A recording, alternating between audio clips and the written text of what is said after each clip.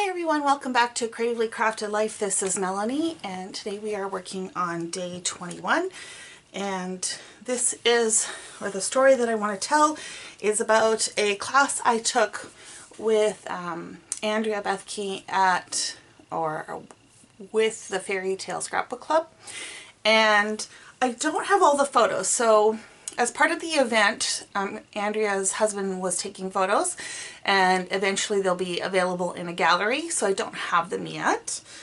So once I do get them, I'm going to insert a page. But for now, what I want to do is I've got some journaling, which I'm going to put on the back of the 3x8 card, and I'm going to find another card to go up here.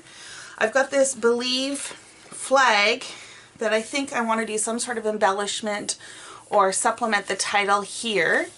And then on the back side, I'm going to put this 3x4 photo. And then on this side, I have a a close to 7x8.5 printout of the ticket that she created.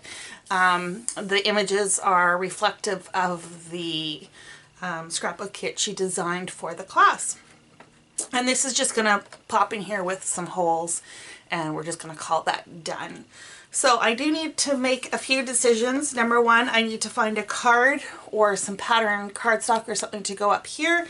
And I need to figure out what I want to do on this side and if I'm going to mat or do something here. So let me do a little bit of digging around and see what I can pull to finish this up. Okay, so the first thing I'm going to do is cut out a 3x8 panel so that I can use that to adhere my journaling and the Project Life card to. I'm also going to mat my 3x4 photo.